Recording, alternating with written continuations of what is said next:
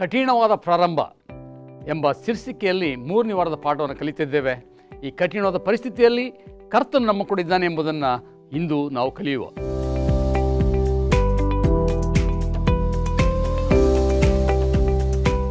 Hope ಸಬ್ಬತ್ ಶಾಲೆಗೆ ನಿಮ್ಮೆಲ್ಲರಿಗೂ ಆದರದ ಸ್ವಾಗತ. ಇಸ್ರಾಯೇಲ್ರ ಪ್ರಯಾಣ ಐಗುಪ್ತ ದೇಶದಿಂದ ಕಾನಾನ್ ದೇಶಕ್ಕೆ ಅವರು ನಡೆದು ಹೋದಾಗ ನಡೆದಂಥ ಘಟನೆಗಳಿಂದ ಪಾಠಗಳನ್ನು ಕಲೀಲಿಕ್ಕೆ ಹೋಗ್ತಾ ಇದ್ದೀವಿ ಈ ತ್ರೈಮಾಸಿಕದಲ್ಲಿ. ಪ್ರಾರ್ಥನೆಯೊಂದಿಗೆ ಈ 3ನೇ ಪಾಠವನ್ನು ಶುರು ಮಾಡೋಣ. ಕರುಣಾನಿಧಿಯೇ, ಕೃಪಾನಿಧಿಯೇ, ಸಂಪೂರ್ಣನೇ, ಈ ಪಾಠದ ಮೂಲಕ ನಮ್ಮ ಜೊತೆ ನೀನು ಮಾತನಾಡಬೇಕೆಂದು ಯೇಸು ಕ್ರಿಸ್ತನ ದಿವ್ಯ ನಾಮದಲ್ಲಿ ಆಶೀರ್ವಾದವನ್ನು ಬೇಡಿ ಹೊಂದಿದ್ದೇವೆ ನಮ್ಮ ತಂದೆಯೇ, ಆಮೆನ್. ಈ 3ನೇ ಪಾಠದಲ್ಲಿ ಲೇಖಕರು ಅದ್ಭುತವಾಗಿರ್ತಕ್ಕಂಥ ಪರಿಚಯವನ್ನು ಮಾಡಿಕೊಡ್ತಾ ಇದ್ದಾರೆ. ಬಹಳಷ್ಟು ಜನರು ಕ್ರಿಸ್ತನ ವಿಚಾರವನ್ನು ಅನ್ಯರಿಗೆ ತಿಳಿಸುವಾಗ ನೀವು ನಮ್ಮ ಸಭೆಗೆ ಬಂದುಬಿಟ್ರೆ ಎಲ್ಲವೂ ಚೆನ್ನಾಗಿರ್ತದೆ, ನೀವು ಈ ಸತ್ಯವನ್ನು ಅರ್ಥ ಮಾಡಿಕೊಂಡ್ರೆ ಎಲ್ಲವೂ ಸುಖಕರವಾಗಿರ್ತದೆ ಅನ್ನೋ ರೀತಿಯಲ್ಲಿ ಕೆಲವರು ಹೇಳಬಹುದು. ಆದರೆ ಈ ದಿನದ ಪಾಠ ಅದನ್ನು ಸ್ವಲ್ಪ ತದ್ವಿರುದ್ಧವಾಗಿ ಅದರಲ್ಲಿ ನಮಗೊಂದು ಪಾಠವನ್ನು ಕಲಿಸ್ಲಿಕ್ಕೆ ಹೋಗ್ತಾ ಇದೆ. ಒಂದು ಕಷ್ಟಕರವಾಗಿರ್ತಕ್ಕಂಥ ಆರಂಭವನ್ನು ಅನುಭವಿಸಿದಂಥ ಮೋಶೆಯ ಬಗ್ಗೆ ನಾವು ಕಲೀಲಿಕ್ಕೆ ಹೋಗ್ತಾ ಇದ್ದೀವಿ. ಫರೋಹನ ಮುಂದೆ ಹೋಗಿ ನಿಂತು ನನ್ನ ಜನರನ್ನು ಕಳಿಸಿಕೊಡು ಅಂತ ಕೇಳಿದಾಗ ನಡೆದಿದ್ದೇನು ಎಂಬತಕ್ಕಂಥದ್ದನ್ನು ಈ ವಾರದಲ್ಲಿ ನಾವು ಚರ್ಚೆ ಮಾಡಲಿಕ್ಕೆ ಹೋಗ್ತಾ ಇದ್ದೀವಿ. ಬನ್ನಿ, ವಿಮೋಚನಾ ಕಾಂಡ 5ನೇ ಅಧ್ಯಾಯ 1ನೇ ವಚನ ಮತ್ತು 2ನೇ ವಚನವನ್ನು ಓದೋಣ. ದೇವರ ವಾಕ್ಯ ಈ ರೀತಿ ಹೇಳುತ್ತೆ.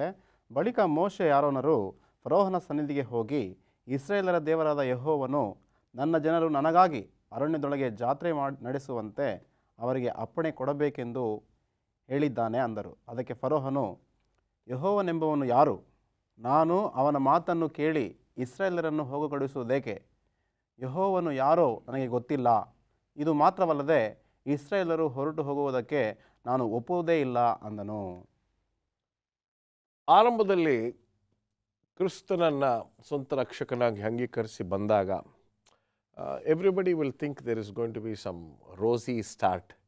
ಬಟ್ ಆದರೂ ಈ ಮೋಶೆಯ ಒಂದು ಜೀವನದಲ್ಲಿ ನಡೆದಿರ್ತಕ್ಕಂಥ ಘಟನೆಯನ್ನು ತೆಗೆದುಕೊಂಡ್ರೆ ಪಾಸ್ಟರ್ ರಾಜದಾಸ್, ಎಲ್ಲೋ ಒಂದು ಕಡೆ ನಾವು ಕೂಡ ಇದರಲ್ಲಿ ಒಂದು ಮುಖ್ಯವಾಗಿರ್ತಕ್ಕಂಥ ಪಾಠ ಕಲಿಬೇಕು. ಏನಂತೀರ? ದೈವ ಬಯಸೋದು ಒಂದು, ಮಾನವನಿಗಾಗೋದು ಒಂದು ಅಂತ ಹೇಳ್ತಾರೆ. What man proposes god dispose ಅಂತ. ನಾವು ನೆನೆಸಿದ್ದೆಲ್ಲ ತದ್ವಿರುದ್ಧವಾಗಿರುತ್ತೆ ನಡೆಯೋದು. ಇದನ್ನು ಈ ಪಾಠದಲ್ಲಿ ನಾವು ಕಲಿಯಲಿಕ್ಕೆ ಹೋಗ್ತಾ ಇದ್ದೀವಿ. ವಂಡರ್ಫುಲ್. ಮುಂದೆ ಹೋಗೋಣ. ಭಾನುವಾರದ ಪಾಠಕ್ಕೆ ನಾವು ಬರುವುದಾದರೆ ಪಾಸ್ಟರ್ ಪ್ರಸನ್ನಕುಮಾರ್, ಕ್ರಿಸ್ತನು ಯಾರು, ಕರ್ತನು ಯಾರು? ದೇವರು ಮೋಶೆಗೆ ಫರೋಹನನ ಮುಂದೆ ಹೋಗಿ ನನ್ನ ಜನರನ್ನು ಬಿಡುಗಡೆ ಮಾಡು ಎಂಬುದಾಗಿ ಕೇಳಿಕೊಂಡಾಗ ಫರೋಹನನು ಮೋಶೆಗೆ ಕೇಳ್ತಕ್ಕಂಥ ಪ್ರಶ್ನೆ, ಯೆಹೋವನು ಯಾರು? ಅವನ ಮಾತು ನಾನೇ ಕೇಳಬೇಕು ಎಂಬುದಾಗಿ ಪ್ರಶ್ನೆ ಮಾಡುವಾಗ ಇಲ್ಲಿ 2 ವಿಧವನ್ನು ಕಲಿತುಕೊಳ್ಬೋದು. ಒಂದು, ಯೆಹೋವನು ಯಾರು ಎಂಬುದನ್ನು ಫರೋಹನನು ಕೇಳುವಾಗ ಆತನು ಯೆಹೋವನನ್ನು ತಿಳಿದುಕೊಳ್ಳುವುದಕ್ಕೋಸ್ಕರ ಕೇಳಲಿಲ್ಲ, ಆದರೆ ಒಂದು ಗರ್ವದಿಂದ, ಅಹಂಕಾರದಿಂದ, ನಾನತ್ವದಿಂದ ಕೇಳ್ತಕ್ಕಂಥ ಪ್ರಶ್ನೆ, ಯಾರು ಯೆಹೋವನು? ಸೊ ನೀವು ಹೇಳೋ ಪ್ರಕಾರ ಫರೋಹನಿಗೆ ಯೇಸು ಸ್ವಾಮಿ ಯಾರು, ಕರ್ತನ ಯಾರು, ನಿಜವಾದ ದೇವರು ಯಾರು ಅಂತ ಗೊತ್ತಿತ್ತು ಅಂತ ಕಾಣಿಸುತ್ತೆ ಅಲ್ಲ? ಖಂಡಿತವಾಗಿಯೂ ಗೊತ್ತಿದ್ರೂ ಸಹ ಈಗ ಎಷ್ಟೋ ಸಾರಿ ಈ ಆಧುನಿಕ ಲೋಕದಲ್ಲೂ ಸಹ ನಾವು ಚರಿತ್ರೆಯನ್ನು ತೆಗೆದುಕೊಂಡಾಗ ಕ್ರಿಸ್ತನು ಗೊತ್ತಿದ್ರೂ ಸಹ ಗೊತ್ತಿಲ್ಲದವ್ರಾಗಿ ಕೇಳ್ತಾರೆ, ಯಾರವರು, ನಾನು ಯಾಕೆ ಅವ್ರ ಮಾತು ಕೇಳಬೇಕು ಅಂತ. ಯೇಸು ಸ್ವಾಮಿನ ಹೇಳ್ತಾನೆ, ಯೋಹಾನ ಬರೆದ ಸುವಾರ್ತೆ 17ನೇ ಅಧ್ಯಾಯ 3ನೇ ವಚನವನ್ನು ತಿಳಿದುಕೊಳ್ಳುವಾಗ ಅದು ಹೇಳ್ತದೆ, ಕ್ರಿಸ್ತನನ್ನು ಅರಿತುಕೊಳ್ಳುವುದೇ ನಿತ್ಯ ಜೀವ. ಸೊ ನಿತ್ಯ ಜೀವ ಇರುವುದೇ ಕ್ರಿಸ್ತನ ಒಂದು ಜ್ಞಾನದಲ್ಲಿ. ಇಲ್ಲಿ ಫರೋಹನನು ಮೋಶೆಯನ್ನು ಕೇಳುವಾಗ ಆತನು ಐಗುಪ್ತ ದೇಶದಲ್ಲಿ ಒಬ್ಬ ದೊಡ್ಡ ಅರಸನಾಗಿದ್ದನು. ಇಸ್ರಾಯೇಲರನ್ನು ಬಿಡೋದಿಲ್ಲ, ಅವ್ರು ಯಾರೇ ಕೇಳ್ಕೊಳ್ಳಿ, ದೇವ್ರು ಕೇಳ್ಕೊಂಡ್ರು ಪರವಾಗಿಲ್ಲ, ಆ ದೇವ್ರು ಯಾರೋ ನನಗೆ ಗೊತ್ತಿಲ್ಲ, ಒಂದು ವೇಳೆ ಆ ದೇವ್ರು ಕೇಳಿದ್ರು ಸಹ ನಾನು ಬಿಡಲಿಕ್ಕೆ ತಯಾರಿಲ್ಲ ಎಂಬುದಾಗಿ ಇಲ್ಲಿ ನೋಡ್ತೇವೆ. ಇದೇ ರೀತಿಯಾದಂಥ ಪ್ರಸಂಗ 1000 ವರ್ಷಗಳ ಆದ ಮೇಲೆ ಫ್ರೆಂಚ್ ಆಂದೋಲನದಲ್ಲೂ ಸಹ ನಡೆಯುತ್ತೆ ಎಂಬುದಾಗಿ ಒಂದು ಘಟನೆಯನ್ನು ಮೆಲುಕಾಗ್ತಾ ಇದ್ದೇವೆ.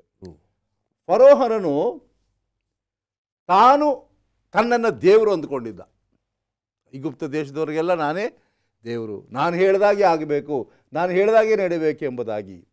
ಇಡೀ ಸತ್ಯವೇದ ಚರಿತ್ರೆಯನ್ನು ಗಮನಿಸುವಾಗ ಐಗುಪ್ತ ದೇಶವು ಬಹಳ ಪ್ರಾಮುಖ್ಯತೆಯನ್ನು ವಹಿಸ್ತದೆ. ಐಗುಪ್ತ ದೇಶದಲ್ಲಿ ಆಗ್ತಕ್ಕಂಥ ಘಟನೆ ಇಡೀ ವಿಶ್ವಕ್ಕೆ ಪ್ರಸಿದ್ಧಿ ಆಗ್ತಾ ಇತ್ತು. ಅವರೇನಾದರೂ ಮಾಡಿದ್ರೆ ಅದನ್ನು ವಿಶ್ವ ಪರಿಪಾಲನೆ ಮಾಡ್ತಾ ಇತ್ತು. ಅಷ್ಟು ಪ್ರಬಲವಾದ ಶಕ್ತಿ ಐಗುಪ್ತ ದೇಶದಲ್ಲಿತ್ತು. ಅದಾದ ಮೇಲೆ ಬ್ಯಾಬಿಲೋನ್ ದೇಶಕ್ಕೆ ಆ ಒಂದು ಪ್ರಬಲತೆ ಬಂತು. ಇವೆಲ್ಲವೂ ಸಹ ಇಡೀ ಲೋಕವನ್ನು ಆಳಿದಂಥ ದೇಶಗಳು. ಐಗುಪ್ತ ದೇಶ, ಬ್ಯಾಬಿಲೋನ್ ದೇಶ, ಮೇದೋಪರ್ಷಿಯಾ, ಗ್ರೀಸ್ ದೇಶ, ರೋಮ್ ರಾಜ್ಯ, ಇವೆಲ್ಲವೂ ಸಹ ಇಡೀ ಲೋಕವನ್ನು ಆಳಿದಂಥ ದೇಶಗಳು. ಈ ಫರೋಹನಲ್ಲಿ ಹೇಳ್ತಕ್ಕಂಥ ಪ್ರಶ್ನೆ ಏನೆಂದರೆ, ನನಗೆ ದೇವರು ಗೊತ್ತಿಲ್ಲ, ಗೊತ್ತಿದ್ರೂ ಸಹ ನಾನು ಕಳಿಸೋದಿಲ್ಲ ಎಂಬುದಾಗಿ ಒಬ್ಬ ನಾಸ್ತಿಕನ ರೀತಿಯಲ್ಲಿ ಮಾತಾಡ್ತಕ್ಕಂಥದ್ದು. ನಾಸ್ತಿಕನಂದರೆ ದೇವರು ಗೊತ್ತಿಲ್ಲದೆ ಇರ್ತಕ್ಕಂಥವನು. ದೇವರನ್ನು ಪರಿಚಯ ಮಾಡಿ, ದೇವರ ಅದ್ಭುತಗಳನ್ನು ನೋಡಿ, ದೇವರು ಮಾಡಿರ್ತಕ್ಕಂಥ ಅನೇಕ ವಿಷಯಗಳನ್ನು ತಿಳ್ಕೊಂಡಾಗಿಯೂ ಸಹ ಅನೇಕರು ದೇವರನ್ನು ತಿರಸ್ಕಾರ ಮನೋಭಾವದಿಂದ ನೋಡುವಂಥರಾಗಿದ್ದಾರೆ. ಯಾರಾದರೂ ನಿಮ್ಮ ಬಳಿಗೆ ಬಂದು ದೇವರು ಯಾರು, ದೇವರು ಎಲ್ಲಿದ್ದಾರೆ ಎಂಬುದಾಗಿ ತೋರಿಸ್ಲಿಕ್ಕಾಗುತ್ತಾ? ಯಾಕೆಂದರೆ ಯಾರೂ ಸಹ ದೇವರನ್ನು ನೋಡಿಲ್ಲ. ದೇವರನ್ನು ನೋಡದೆ ಆತನ ಕ್ರಿಯೆಗಳ ಮೂಲಕವಾಗಿ ದೇವರನ್ನು ಅರಿತುಕೊಳ್ಬೇಕು. ಮೋಶೆ ಫರೋಹನನಿಗೆ ನಿಜವಾದ ದೇವರನ್ನು ಪರಿಚಯ ಮಾಡಿಕೊಳ್ಳುವಾಗ ಫರೋಹನನು ದೇವರನ್ನು ತಿರಸ್ಕಾರ ಮಾಡಿದ್ನು. ಐಗುಪ್ತ ದೇಶದಲ್ಲಿಯೇ ಇಡೀ ವಿಶ್ವದಲ್ಲಿ ನಾವು ಗಮನಿಸುವಾಗ ದೇವರನ್ನು ನೇರವಾಗಿ ತಿರಸ್ಕಾರ ಮಾಡಿದಂಥ ದೇಶ, ದೇವರೇ ಗೊತ್ತಿಲ್ಲ ಎಂಬುದಾಗಿ ನಾಸ್ತಿಕರಂತೆ ನಡೆದುಕೊಂಡಂಥ ದೇಶ. ಇವತ್ತು ಅನೇಕರು ಅದನ್ನೇ ಮಾದರಿಯಾಗಿ ತೆಗೆದುಕೊಂಡು ಅನ್ಯ ದೇವರುಗಳನ್ನು ತನ್ನ ದೇವರುಗಳಾಗಿ ಮಾಡಿಕೊಳ್ತಾ ಇದ್ದಾರೆ. ಇಲ್ಲಿ ನಮ್ಮ ನಿಜವಾದ ದೇವರು ಯಾರು ಎಂಬುದನ್ನು ಮೋಶೆಯು ಫರೋಹನನಿಗೆ ತೋರಿಸುವುದಕ್ಕೆ ಅನೇಕ ಪ್ರಯತ್ನಗಳನ್ನು ಮಾಡಬೇಕಾಗಿತ್ತು. ಒಂದು ಮಾತಿನಲ್ಲಿ ಆತನಿಗೆ ಅರ್ಥ ಆಗಲಿಲ್ಲ, ಅನೇಕ ಉಪದ್ರವಗಳನ್ನು ತರಬೇಕಾಗಿತ್ತು ಎಂಬುದಾಗಿ ಮುಂದೆ ನಾವು ಗಮನಿಸುವಂತರಾಗಿದ್ದೇವೆ. ಒಂದು ಸಣ್ಣ ವಿರಾಮ ತೆಗೆದುಕೊಳ್ಳೋಣ. ಸಣ್ಣ ವಿರಾಮ. ಮರಳಿ ಸ್ವಾಗತ. ಬನ್ನಿ ನಮ್ಮ ಚರ್ಚೆಯನ್ನು ಮುಂದುವರಿಸ್ಕೊಂಡು ಹೋಗೋಣ. ಸೋಮವಾರದ ಪಾಠಕ್ಕೆ ಬರುವುದಾದರೆ ಆರಂಭವು ಈಗ ಮೋಶೆಗೆ ಈ ಒಂದು ಕರೆಯುವಿಕೆ ಬಂದಾಗ ಲೇಖಕರು ಹೇಳ್ತಾರೆ, ಮೋಶೆಗೆ ಖಂಡಿತವಾಗ್ಲೂ ಏನು ನಡೆಯಲಿಕ್ಕೆ ಹೋಗ್ತಿದೆ, ಏನು ಆಗಬಹುದು ಎಂಬತಕ್ಕಂಥ ಅರಿವು ಆತನಿಗಿತ್ತು. ಆ ಕಾರಣದಿಂದನೇ ನೆಪಗಳನ್ನು ಕೊಟ್ಟ ಅಂತ ಲೇಖಕರು ಆ ರೀತಿಯಾಗಿ ಪರಿಚಯ ಮಾಡಿಕೊಟ್ಟು ಅನಂತರ ಆತನ ಆರಂಭವನ್ನು ನಮಗೆ ತಿಳಿಸ್ಕೊಡ್ತಾರೆ. ಹೇಳಿ ಸೋಮವಾರದ ಪಾಠ. ಸೋಮವಾರದ ಪಾಠದಲ್ಲಿ ಆರಂಭ ಭಾಳ ಸುಮಧುರವಾಗಿರುತ್ತೆ ಎಂಬುದಾಗಿ ಮೋಶೆನೂ ಭಾವಿಸಿದ. ಯಾಕಂದರೆ ಮೋಶೆಗೆ ದೇವರು ದರ್ಶನ ಕೊಟ್ಟಿದ್ದರು, ವಾಗ್ದಾನ ಮಾಡಿದರು, ಚಮತ್ಕಾರವನ್ನು ತೋರಿಸಿದರು, ನನ್ನ ಪ್ರಸನ್ನತೆ ಇರುತ್ತೆ ಎಂಬುದಾಗಿ ಅವ್ರಿಗೆ ಭರವಸೆ ನೀಡಿದರು. ಆ ಒಂದು ವಿಶ್ವಾಸದಲ್ಲಿ ಆತನು ಪ್ರಾರಂಭ ಮಾಡ್ತಾನೆ. ಆದರೆ ಆತನ ನೆನೆಸಿದ ಹಾಗೆ ಇರಲಿಲ್ಲ, ಅದಕ್ಕೆ ತದ್ವಿರುದ್ಧವಾಗಿತ್ತು. ಭಾಳ ಕಠಿಣಮಯವಾದ ಪ್ರಾರಂಭ ಆಯಿತು ಎಂಬುದಾಗಿ ಪಾಠ ಹೇಳುತ್ತೆ. ರಫ್ ಸ್ಟಾರ್ಟ್ ಅಂತ ಹೇಳ್ತಾ. ಯಾಕಂತ ಹೇಳಿದ್ರೆ ಮೋಶೆ ಮತ್ತು ಆರೋನ ಹೋಗಿ ಇಸ್ರೇಲರ ನಾಯಕರನ್ನು ಸಂಧಿಸಿ ಅವ್ರಿಗೆ ದೇವರು ಹೇಳಿದ್ದಾರೆ, ನಿಮ್ಮನ್ನು ನಾವು ಐಗುಪ್ತ ದೇಶದಿಂದ ಬಿಡುಗಡೆ ಮಾಡ್ತೀವಿ ಅಂತ ಹೇಳಿ ಈ ಚಮತ್ಕಾರ ತೋರಿಸಿದಾಗ ಜನಗಳಿಗೆ ಭಾಳ ಸಂತೋಷ ಆಯಿತು.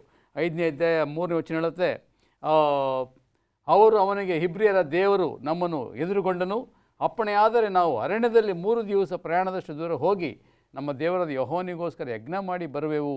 ಮಾಡದೆ ಹೋದರೆ ಆತ ನಮ್ಮನ್ನು ವ್ಯಾಧಿಯಿಂದಲೋ ಕತ್ತಿಯಿಂದಲೋ ಸಂಹಾರ ಮಾಡನು ಎಂದು ಹೇಳಿದರು. ಯಾಕಂದರೆ ಅವ್ರಿಗೆ ನಂಬಿಕೆ ಇತ್ತು, ಸ್ವಾಮಿ ಬಿಡುಗಡೆ ಮಾಡ್ತಾನೆ ಅಂತೇಳಿ. ಅದಕ್ಕೂ ಮೊದಲೇ ನಾವು ಓದ್ತೇವೆ 4ನೇ ಅಧ್ಯಾಯ 29 ತರುವಾಯ ಮೋಶೆ ಆರೋನರು ಹೋಗಿ ಇಸ್ರೇಲ್ ಹಿರಿಯನ್ನೆಲ್ಲ ಕೂಡಿಸಿದರು. ಯೆಹೋವನು ಮೋಶೆಗೆ ಹೇಳಿದ ಮಾತುಗಳನ್ನೆಲ್ಲ ಆರೋನನು ಅವರಿಗೆ ತಿಳಿಸಿ ಜನರ ಮುಂದೆ ಆ ಮಹತ್ ಕಾರ್ಯಗಳನ್ನು ಮಾಡಲು ಜನರು ನಂಬಿದರು. ಯೆಹೋವನು ತಮ್ಮನ್ನು ಕಟಾಕ್ಷಿಸಿ ತಮ್ಮ ದುರವಸ್ಥೆಯನ್ನು ಮನಸ್ಸಿಗೆ ತಂದುಕೊಂಡಿದ್ದಾನೆಂಬುದನ್ನು ಇಸ್ರೇಲರು ಕೇಳಿದಾಗ ತಲೆಬಾಗಿ ನಮಸ್ಕರಿಸಿದಂತೆ. ಅವ್ರಿಗೆ ಭಾಳ ಸಂತೋಷ ಆಯಿತು, ನಮಗೆ ಬಿಡುಗಡೆ ಮಾಡಲಿಕ್ಕೆ ಯಾರನ್ನೋ ದೇವರು ಕಳಿಸಿದಾನಪ್ಪ, ನಮ್ಮ ಭಿನ್ನ ಸ್ವಾಮಿ ಕೇಳಿದಾನೆ ಅಂತೇಳಿ. ಈ ಉತ್ಸುಕತೆ ಅತಿ ಶೀಘ್ರ ಬದಲಾಗೋಯ್ತಂತೆ. ಇದೇ ಮಾತನ್ನು ಹೋಗಿ ಹಾರೋನ್ ಮತ್ತು ಮೋಶೆ ಫರೋನ್ಗೆ ಹೇಳಿ, ನೀವು ನಮ್ಮ ಜನರನ್ನ ಬಿಡುಗಡೆ ಮಾಡಬೇಕು, ನಮ್ಮ ದೇವರಿಗೆ ಜಾತ್ರೆ ಮಾಡಬೇಕು, 3 ದಿನ ಪ್ರಯಾಣ ಮಾಡಿ ನಾವು ಹೋಗಿ ಆರಾಧನೆ ಮಾಡಿ ಬರ್ತೀವಿ ಅಂತ ಹೇಳಿದಾಗ ಮೋಶೆ ಏನು ಹೇಳ್ತಾನೆ ನೋಡಿ. ಅದಕ್ಕೆ ಮೋಶೆ ಹೇಳ್ತಾನೆ, ಫರೋನು ಮೋಶೆಗೆ ಹೇಳ್ತಾನೆ, ಫರೋನು ಈ ಜನರು ಬಲು ಹೆಚ್ಚಾದರೂ ನೋಡಿರಿ, ಅವರು ತಮ್ಮ ಬಿಟ್ಟಿ ಕೆಲಸವನ್ನು ಬಿಟ್ಟು ಬಿಡೋದಕ್ಕೆ ನೀವು ಆಸ್ಪದ ಕೊಟ್ಟದ್ದೇನು ಅಂದನು. ಆ ದಿನದಲ್ಲಿ ಫರೋನು ಬಿಟ್ಟಿ ಮಾಡಿಸುವ ಅಧಿಕಾರಿಗಳಿಗೂ ಮೇಸ್ತ್ರಿಗಳಿಗೂ ಇನ್ನು ಮೇಲೆ ನೀವು ಈ ಜನರಿಗೆ ಹಿಟ್ಟಿಗೆ ಮಾಡುವುದಕ್ಕೆ ಹುಲ್ಲನ್ನು ಕೊಡಕೂಡದು, ಅವರೇ ಹೋಗಿ ಹುಲ್ಲನ್ನು ಕೂಡಿಸಿಕೊಳ್ಳಲಿ. ಮೊದಲು ಅವರೇ ಇಟ್ಟಿಗೆ ಮಾಡಲಿಕ್ಕೆ ಹುಲ್ಲೆಲ್ಲ ಸಪ್ಲೈ ಮಾಡ್ತಾಯಿದ್ರು. ಆದರೆ ಯಾವಾಗ ಮೋಶೆ ಮತ್ತು ಹಾರೋನ್ ಹೋಗಿ ಇವ್ರಿಗೆ ಬಿಡುಗಡೆ ಮಾಡಬೇಕು ಅಂತ ಕೇಳ್ಕೊಂಡಾಗ ಆ ಫರೋಹ ಏನು ಮಾಡ್ತಾನೆ, ತದ್ವಿರುದ್ಧವಾಗಿ ಪ್ರತಿಕ್ರಿಯೆ ವ್ಯಕ್ತಪಡಿಸೋದನ್ನು ಕಾಣ್ತೇವೆ. ಅವ್ರು ಬಿಟ್ಟು ಕೆಲಸ ಮಾಡೋದನ್ನು ನೀವು ಸೋಮಾರಿಗಳಾಗಿ ಮಾಡೋಕ್ಕೆ ಬಂದಿದ್ದೀರಾ, ಇವ್ರನ್ನ ಹೀಗೆ ಬಿಟ್ಟರೆ ಇವರು ನಮ್ಮನ್ನು ತಪ್ಪಿಸ್ಕೊಳ್ತಂತೇಳಿ ಆ ಹುಲ್ಲನ್ನು ಕೊಡೋದು ನಿಲ್ಲಿಸಿ ಇಟ್ಟಿಗೆ ಲೆಕ್ಕ ಅಷ್ಟೇ ಇರಬೇಕು ಅಂತ ಹೇಳಿದಾಗ ಜನಗಳು ಏನು ಮಾಡ್ತಾರೆ, ಏನಪ್ಪ ಈ ಜನ ನಮ್ಮನ್ನು ಬಿಡುಗಡೆ ಮಾಡೋಕ್ಕೆ ಬಂದ್ರ ಅಥವಾ ಇನ್ನೂ ನಮ್ಮನ್ನು ಶಿಕ್ಷೆ ಕೊಡ್ಲಿಕ್ಕೆ ಬಂದ್ರ ಅಂತೇಳಿ ಇಸ್ರೇಲರು ಎಲ್ಲರನ್ನೂ ಸೇರಿಕೊಂಡು ಮೋಶೆ ಮತ್ತು ಹಾರೋನರನ್ನು ದೂಷಣೆ ಮಾಡೋಕ್ಕೆ ಶುರು ಮಾಡ್ತಾರೆ. ನಿಮ್ಮಿಂದ ನಮಗೆ ಶಾಪ ಆಯಿತು, ನೀವು ಬರದೇ ನಾವು ಚೆನ್ನಾಗಿದ್ವಲ್ಲ, ನೀವು ಬಂದು ನಮಗೇನಾಯ್ತು ಇನ್ನೂ ಶಿಕ್ಷೆ ಕಠಿಣ ಆಯ್ತಲ್ಲ ಅಂತೇಳಿ ಭಾಳ ಗೊಣಗ್ತಾ ಇದ್ರಂತೆ. ಈಗಾಗಲೇ 80 ವಯಸ್ಸಾಗಿತ್ತು ಮೋಶೆ ಬರುವಾಗ ಅಲ್ವೇ? 40 ವರ್ಷ ಅರಣ್ಯ, ಇನ್ನೂ 40 ವರ್ಷ ಇವ್ರ ಜೊತೆ ಹೊಡೆದಾಡಬೇಕಲ್ಲ. ಈ ಪ್ರಾರಂಭದಲ್ಲೇ ಈ ಒಂದು ಅನುಭವ, ಕಹಿ ಅನುಭವ, ಬೇಸರ ಆಗ್ಬಿಡ್ತು. ಮೋಶೆಗೆ ಸಂಶಯ ಆಯಿತು, ದೇವ್ರನ್ನ ಕೂಡ ಮಾತಾಡೋದು ನಿಜನಾ ಅಂತ ಹೇಳಿ 5ನೇ ಅಧ್ಯಾಯ 21ನೇ ವಚನ ಹೇಳುತ್ತೆ ಭಾಳ ಸ್ಪಷ್ಟವಾಗಿ, ಮೋಶೆ ಆರೋನರು ಕಲಿತು ಅವರಿಗೆ, ಫರೋಹನು ಅವನ ಸೇವಕರು ನಮ್ಮನ್ನು ನೋಡಿ ಹೇಸಿಕೊಳ್ಳುವಂತೆ ನೀವು ಮಾಡಿದಿರಿ, ನಮ್ಮನ್ನು ಸಂಹಾರ ಮಾಡುವುದಕ್ಕೆ ಅವರ ಕೈಗೆ ಕತ್ತಿಯನ್ನು ಕೊಟ್ಟ ಹಾಗಾಯಿತು. ಯೆಹೋವನು ನಿಮ್ಮ ತಪ್ಪನ್ನು ವಿಚಾರಿಸಿ ತಕ್ಕ ಶಿಕ್ಷೆಯನ್ನು ವಿಧಿಸಲಿ ಎಂದು ಹೇಳಿದರು. ಶಾಪನೆ ಹಾಕ್ಲಿಕ್ಕೆ ಶುರು ಮಾಡಿದ್ರು. ನೀವು ನಮಗಿಂತ ನೋವು ಉಂಟು ಮಾಡಿದ್ದೀರಾ, ಬರೆ ಮೇಲೆ ಬರೆ ಎಳ್ದಂಗೆ ನೀವು ಇನ್ನೂ ಹೆಚ್ಚಿನ ತೊಂದರೆಗೆ ಒಳಪಡಿಸಿದ್ದೀರಾ, ಈ ಶಾಪ ನಿಮ್ಮ ಮೇಲೆ, ದೇವರೇ ನಿಮ್ಮನ್ನು ನೋಡ್ಕೊಳ್ಳಿ, ದೇವರೇ ನಿಮ್ಮನ್ನು ಶಿಕ್ಷಿಸಲಿ ಅಂತೇಳಿ ಜನ ನಮ್ಮ. ಆವಾಗ ಮೋಶೆಗೆ ಏನಾಯ್ತು ಅಂದರೆ ಭಾಳ ದುಃಖ ಆಯಿತು. ನಾನೇನೋ ಒಳ್ಳೇದು ಮಾಡೋಕ್ಕೆ ಬಂದರೆ ಈ ಜನಗಳಿಗೆ ಏನಾಯಿತು, ಇನ್ನೂ ಕೆಟ್ಟದೇ ಆಯ್ತಲ್ಲ ಅಂಥೇಳಿ ಈ ರೀತಿ ಸೈತಾನ ಪರಿಸ್ಥಿತಿಯನ್ನು ತಂದು ಅನೇಕ ಭಕ್ತರನ್ನ ಇವತ್ತೇನು ಮಾಡ್ತಾನೆ, ನಿರಾಶೆಗೊಳಿಸ್ತಾನೆ. ಆದರೆ ನಿರಾಶೆ ಆಗಬಾರ್ದು, ಧೈರ್ಯದಿಂದ ನಾವು ಮುಂದೆ ಹೋಗ್ಬೇಕು. ದೇವರು ನಮ್ಮ ಕೂಡ ಇದ್ದಾನೆ ಅನ್ನೋದು ಖಾತ್ರಿ ಅನ್ನೋದು ಮಾತ್ರ ಮರಿಬಾರ್ದಾಗಿದೆ. ವಂಡರ್ಫುಲ್. ಮುಂದೆ ಹೋಗೋಣ. ದೈವಿಕ ನಾನು ಯಾರು? ಇಲ್ಲಿ ಮೋಶೆ ಬಹಳ ನಿರಾಶ್ರಿತನಾಗ್ತಾನೆ. ದೇವರನ್ನು ನಂಬದೆ ಹೋಗಿ ಮೋಶೆ ಸಂಗಡ ಮಾತನಾಡಿದೆ, ಆದರೆ ದೇವರು ಫರೋಹನು ಅವಕಾಶ ಕೊಡಲಿಲ್ಲ, ಅಲ್ಲಿಂದ ತೆರಳಲು ನಮಗೆ ಅನುಮತಿಯನ್ನು ನೀಡಲಿಲ್ಲ. ಅದರ ಪ್ರಯುಕ್ತ ಐಗುಪ್ತಿಯರು ಏನು ಮಾಡ್ತಾರಪ್ಪ ಅಂತಂದರೆ ಅತಿ ಹೆಚ್ಚಿನ ಒತ್ತಡವನ್ನು ಇಸ್ರಾಯೇಲರ ಮೇಲೆ ಹಾಕ್ತಾರೆ. ಇದರಿಂದ ಬಹಳ ನಿರಾಶ್ರಿತನಾಗ್ತಾನೆ. ದೇವರು ನನ್ನನ್ನು ಬಿಡಿಸಬೇಕು ಎಂಬುದಾಗಿ ಕರೆದುಕೊಂಡು ಹೋದ, ಆದರೆ ಇವಾಗ ಏನು ಮಾಡ್ತಿದ್ದಾನೆ, ಅತಿ ಹೆಚ್ಚಿನ ಒತ್ತಡವನ್ನು ಇವರು ಕೊಡೋ ರೀತಿ ಮಾಡಿದಾನಲ್ಲ ಎಂಬುದಾಗಿ ಬಹಳ ದುಃಖಕ್ಕೆ ಒಳಗಾಗ್ತಾನೆ. ನೋಡಿ, ಇಲ್ಲಿ ದೇವರು ಹೇಳ್ತಾನೆ 6ನೇ ಅಧ್ಯಾಯ 1ನೇ ವಾಕ್ಯದಲ್ಲಿ, 5ನೇ ಅಧ್ಯಾಯ 22-23 ವಾಕ್ಯಗಳಲ್ಲಿ ದೇವರ ಸಂಗಡ ಆತನು ವಾದ ಮಾಡ್ತಾನೆ. ಯಾಕಪ್ಪ ನನ್ನ ಕೈ ಬಿಟ್ಟೆ, ನಾನು ಕಳಿಸ್ತವನು ನೀನು. ಫರೋ ನೋಡಿದ್ರೆ ಈ ರೀತಿ ಮಾತನಾಡ್ತಾ ಇದ್ದಾನೆ, ಏನು ಮಾಡ್ತಿದ್ಯಾ ನೀನು ಎಂಬುದಾಗಿ ಮಾತನಾಡುವಾಗ ದೇವರು ಹೇಳ್ತಿದ್ದಾನೆ ಆಗ 6ನೇ ಅಧ್ಯಾಯ 1ನೇ ವಾಕ್ಯದಲ್ಲಿ, ಅದಕ್ಕೆ ಯೆಹೋವನು, ನಾನು ಫರೋಹನಿಗೆ ಮಾಡುವುದನ್ನು ನೀನು ಈಗ ನೋಡುವಿ, ಅವನು ನನ್ನ ಭುಜಬಲದಿಂದ ಅವರನ್ನು ಹೋಗಗೊಡಿಸುವನು, ನನ್ನ ಭುಜಬಲದಿಂದ ಪೀಡಿತನಾಗಿ ಅವರನ್ನು ತನ್ನ ದೇಶದಿಂದ ಹೊರಡಿಸುವನು. ದೇವರು ಹೇಳ್ತಾನೆ, ಮೋಶೆ ನಿರಾಶ್ರಿತನಾಗಬೇಡಪ್ಪ, ನಾನು ನಿನಗಿದ್ದೇನೆ, ನಾನು ನಿನ್ನ ಸಂಗಡ ಇದ್ದೇನೆ, ನಿನ್ನ ನಡೆಸ್ತೇನೆ, ನನ್ನ ಒಂದು ಬಲಗೈಯಿಂದ ಆತನನ್ನು ನಾನು ಹೊಡೆಯುತ್ತೇನೆ, ಅದರ ಪ್ರಯುಕ್ತ ನನ್ನ ಭುಜಬಲ ಪೀಡಿತನಾಗಿ ನನ್ನ ಮಕ್ಕಳನ್ನು ಬಿಡುಗಡೆ ಮಾಡ್ತಾನೆ ಎಂಬುದಾಗಿ ವಾಗ್ದಾನವನ್ನು ಮಾಡ್ತಾನೆ. ವಾಗ್ದಾನವನ್ನು ಮಾಡಿದ ನಂತರ ನಾವಿಲ್ಲಿ ಗಮನಿಸಬೇಕಾಗಿರೋದು ಏನಪ್ಪ ಅಂತಂದರೆ, ಮೋಶೆ ಸಂಗಡ ದೇವರು ಮಾತನಾಡ್ತಾ ಏನಂತ ಹೇಳ್ತಾನೆ, ನಾನೇ ನಿನ್ನ ಕರ್ತನಾಗಿದ್ದೇನೆ, ನಾನೇ ಕರ್ತನು, ನಾನು ನಿನ್ನ ಒಂದು ಪೂರ್ವಿಕರನ್ನು ಭೇಟಿ ಮಾಡಿದ ಆತನು ನಾನೇ, ನಾನು ಅವರಿಗೆ ವಾಗ್ದಾನವನ್ನು ಮಾಡಿ ವಾಗ್ದಾನ ಭೂಮಿಗೆ ಕಳಿಸ್ತೇನೆ ಎಂಬುದಾಗಿ ವಾಗ್ದಾನ ಮಾಡಿದ ಆತನು ನಾನೇ, ನಾನು ನನ್ನ ಮಕ್ಕಳ ಒಂದು ಮೊರೆಯನ್ನು ಕೇಳಿದ್ದೇನೆ, ಅವರನ್ನು ಬಿಡಿಸಲು ನಾನು ಬಂದಿದ್ದೇನೆ, ಆದ್ದರಿಂದ ನೀನು ಧೈರ್ಯವಾಗಿರು, ನಾನು ನಿನ್ನ ಕಳಿಸ್ತೇನೆ, ನಾನು ನಿನ್ನನ್ನು ಧೈರ್ಯಗೊಳಿಸಿ ನಡೆಸ್ತೇನೆ ಎಂಬುದಾಗಿ ದೇವರು ವಾಗ್ದಾನವನ್ನು ಮಾಡ್ತಾನೆ. ಆತನು ಮಾತನಾಡ್ತಾ ಈ ವಿಮೋಚನ ಕಾಂಡ 6ನೇ ಅಧ್ಯಾಯ ನಾವು 6-7 ವಾಕ್ಯಗಳನ್ನು ಓದೋದಾದರೆ, ದೇವರು ಇಲ್ಲಿ 4 ಮುಖ್ಯವಾದಂತಹ ಅಂಶಗಳನ್ನು ಮೋಶೆಗೆ ತಿಳಿಸ್ತಾ ಇದ್ದಾನೆ. ಏನು ಆ 4 ಅಂಶಗಳನ್ನು ಒಮ್ಮೆ ನಾವು ಓದೋಣ. ಆದ್ದರಿಂದ ನೀನು ಇಸ್ರಾಯೇಲರಿಗೆ ನನ್ನ ಹೆಸರಿನಲ್ಲಿ ಹೇಳಬೇಕಿದ್ದ ಏನೆಂದರೆ, ನಾನು ಯೆಹೋವನು, ಐಗುಪ್ತ್ಯರು ನಿಮ್ಮಿಂದ ಮಾಡಿಸುವ ಬಿಟ್ಟಿ ಕೆಲಸಗಳನ್ನು ನಾನು ತಪ್ಪಿಸಿ ಅವರಲ್ಲಿ ನಿಮಗಿರುವ ದಾಸತ್ವವನ್ನು ತೊಲಗಿಸಿ ನನ್ನ ಕೈ ಚಾಚಿ ಅವರಿಗೆ ಮಹಾ ಶಿಕ್ಷೆಗಳನ್ನು ವಿಧಿಸಿ ನಿಮ್ಮನ್ನು ರಕ್ಷಿಸುವೆನೋ, ನಾನು ನಿಮ್ಮನ್ನು ನನ್ನ ಪ್ರಜೆ ಎಂದು ಆರಿಸಿಕೊಂಡು ನಿಮಗೆ ದೇವರಾಗಿರುವೆನು. ಐಗುಪ್ತ್ಯರು ಮಾಡಿಸುವ ಬಿಟ್ಟಿ ಸೇವೆಯನ್ನು ನಾನು ನಿಮಗೆ ತಪ್ಪಿಸಿದಾಗ ಯೆಹೋವನು ಎಂಬ ನಾನೇ ನಿಮ್ಮ ದೇವರಾಗಿದ್ದೇನೆಂದು ನಿಮಗೆ ತಿಳಿದು ಬರುವುದು. ಇಲ್ಲಿ ದೇವರು 4 ಅಂಶಗಳನ್ನು ತಿಳಿಸ್ತಿದ್ದಾರೆ. ನಾನು ಐಗುಪ್ತದ ದಾಸತ್ವದಿಂದ ಬಿಡಿಸ್ತೇನೆ, ನಾನು ನಿಮ್ಮನ್ನು ಬಿಡುಗಡೆ ಮಾಡ್ತೇನೆ, ನಾನು ನನ್ನ ಧರ್ಮದ ಬಲಗೈಯಿಂದ ನಿಮ್ಮನ್ನು ಬಿಡಿಸಿ ನಿಮ್ಮನ್ನು ಕಾಪಾಡ್ತೇನೆ, ಅಷ್ಟು ಮಾತ್ರವೇ ಅಲ್ಲ ನೀವು ನನ್ನ ಜನರಾಗಿರ್ತಾರೆ ಎಂಬುದಾಗಿ ದೇವರು ವಾಗ್ದಾನವನ್ನು ಮಾಡ್ತಿದ್ದಾನೆ. ಈ 4 ಅಂಶಗಳನ್ನು ಇಲ್ಲಿ ತಿಳಿಸ್ತಾ ಇದ್ದಾನೆ. ಇದ್ರ ಮುಖಾಂತರ ನಾವೇನು ಕಲಿಬೇಕಪ್ಪ ಎಂಬುದಾಗಿ ನಾವು ನೋಡುವಾಗ ಈ 4 ಅಂಶಗಳಿಂದ ದೇವರು ಮತ್ತೆ ಅವರ ಸಂಬಂಧವನ್ನು ಪುನಃಸ್ಥಾಪಿಸ್ತಾನೆ. ಅಷ್ಟೇ ಅಲ್ಲ, ದೇವರು ಪ್ರೀತಿಯಿಂದ ತನ್ನ ಒಂದು ಅಪಾರವಾದಂತಹ ಪ್ರೀತಿಯಿಂದ ಈ ಒಂದು ವಾಗ್ದಾನವನ್ನು ನೆರವೇರಿಸ್ತಾನೆ. ಆದ್ದರಿಂದ ನಾವು ಕೂಡ ಆತನನ್ನು ಪ್ರೀತಿ ಮಾಡೋದಾದರೆ ಇದೇ ವಾಗ್ದಾನಗಳು ನಮ್ಮ ಜೀವನದಲ್ಲೂ ಕೂಡ ಆಗಿದ್ದಾವೆ. ದೇವರು ನಮಗೆ ಜೊತೆಗಾರನಿರ್ತಾನೆ, ದೇವರು ನಮ್ಮನ್ನು ಬಿಡಿಸ್ತಾನೆ, ದೇವರು ತನ್ನ ಧರ್ಮದ ಬಲಗೈಯನ್ನು ನಮಗೆ ಸಹಾಯವನ್ನಾಗಿ ಕೊಟ್ಟು ದೇವರು ನಮ್ಮನ್ನು ಮುಂದೆ ನಡೆಸುವಂತನಾಗಿದ್ದಾರೆ. ವಂಡರ್ಫುಲ್. ಒಂದು ಸಣ್ಣ ವಿರಾಮವನ್ನು ತೆಗೆದುಕೊಳ್ಳೋಣ. ಒಂದು ಸಣ್ಣ ವಿರಾಮ. ಸುನ್ನತಿ ಎಂಬತಕ್ಕಂಥದ್ದು ಎಷ್ಟು ಮುಖ್ಯವಾಗಿರ್ತಕ್ಕಂಥದ್ದಾಗಿದೆ ಎಂಬತಕ್ಕಂಥ ವಿಚಾರವನ್ನು ನಾವು ನೋಡ್ತಾ ಇದ್ದೀವಿ. ಅದರಲ್ಲೂ ವಿಶೇಷವಾಗಿ ಇಸ್ರಾಯೇಲ್ರ ಆ ಒಂದು ಪ್ರಯಾಣದಲ್ಲಿ ಇದರ ಮಹತ್ವ ಏನು ಎಂಬತಕ್ಕಂಥದ್ದನ್ನು ನಾವು ನೋಡೋಣ. ಬುಧವಾರದ ಪಾಠಕ್ಕೆ ಬಂದಿದ್ದೇವೆ. ಹೇಳಿ ಪಾಸ್ಟರ್ ರಾಜದಾಸ್. ಬುಧವಾರ ಪಾಠದಲ್ಲಿ ಸುನ್ನತಿ ಇಲ್ಲದ ತುಟಿಗಳು ಎಂಬುದಾಗಿ ಈ ಮೋಶೆ ಮತ್ತು ಆರೋನರು ಬಹಳ ಉತ್ಸುಕತೆಯಿಂದ ಹೋಗಿ ದೇವರು ಕಾರ್ಯ ಮಾಡ್ತಾನೆ ಎಂಬುದಾಗಿ ನೆನೆಸ್ಕೊಂಡು ಹೋದರು. ಆದರೆ ಇಲ್ಲಿ ಅವ್ರಿಗೆ ಪರಿಸ್ಥಿತಿ ಏನಾಯ್ತಂದರೆ ಅದಕ್ಕೆ ತದ್ವಿರುದ್ಧದನ್ನು ನೋಡಿ ಭಾಳ ನಿರಾಶಿತರಾಗ್ತಾರೆ. ಆಗ ಅವ್ರು ಹೇಳ್ತಾರೆ, ಸ್ವಾಮಿ ಹೋಗಿ ನೀವು ಮಾಡಿ ಅಂದರೆ, ಸ್ವಾಮಿ ನಮ್ಮ ಜನರೇ ನನ್ನ ಮಾತು ಕೇಳ್ತಾ ಇಲ್ಲ, ಇಸ್ರೇಲ್ರೇ ನನ್ನನ್ನು ನಂಬ್ತಾ ಇಲ್ಲ, ದೇವ್ರು ನಿಮ್ಮನ್ನು ಬಿಡುಗಡೆ ಮಾಡ್ತಾನೆ ಅಂತ ಹೇಳಿದ್ರೆ ದೇವ್ರು ಏನು ಬಿಡುಗಡೆ ಮಾಡ್ತಾನೆ, ನೀವು ಬಂದಮೇಲೆ ನಮಗೆ ಇನ್ನೂ ಕಷ್ಟನೇ ಹೆಚ್ಚಾಗೋಯ್ತಲ್ಲ, ಇನ್ನು ಇವರೇ ನನ್ನ ಗೊಣಗಿ ಈ ರೀತಿ ನಾನು ದೂಷಣೆ ಮಾಡುವಾಗ ಇನ್ನು ಮೋಶೆ ಕೇಳ್ತಾನ ಎಂಬ ಸಂಶಯವನ್ನು ದೇವರಿಗೆ ವ್ಯಕ್ತಪಡಿಸ್ತಾನೆ ಮೋಶೆ. ಅದಕ್ಕೆ ಸ್ವಾಮಿ ಹೇಳ್ತಾನೆ, 6ನೇ ಅಧ್ಯಾಯ ವಿಮೋಚನೆ ಕಂಡ 6ನೇ ಅಧ್ಯಾಯ 9-13 ಇದನ್ನು ಪ್ರಸ್ತಾಪ ಮಾಡೋದನ್ನು ಕಾಣ್ತೇವೆ. ಆಗ ಯೆಹೋವನು ಮೋಶೆಯ ಸಂಗಡ ಮಾತಾಡಿ, ನೀನು ಐಗುಪ್ತರ ಅರಸನಾದ ಫರೋವನ ಸನ್ನಿಧಿಗೆ ಹೋಗಿ ಅವನಿಗೆ ಇಸ್ರೇಲರು ನಿನ್ನ ದೇಶದಿಂದ ಹೊರಟು ಹೋಗುವಂತೆ ಅಪ್ಪಣೆ ಕೊಡಬೇಕೆಂದು ಹೇಳುವಂದನು. ಅದಕ್ಕೆ ಮೋಶೆ ಯೆಹೋವನ ಸನ್ನಿಧಿಯಲ್ಲಿ, ಇಗೋ ಇಸ್ರೇಲರೇ ನನ್ನ ಮಾತನ್ನು ಕೇಳಲಿಲ್ಲ, ಫರೋವನು ಕಿವಿಗೊಟ್ಟಾನೆ, ನಾನು ಮಾತಾಡುವುದರಲ್ಲಿ ಜಾಣನಲ್ಲ ಅಂದನು.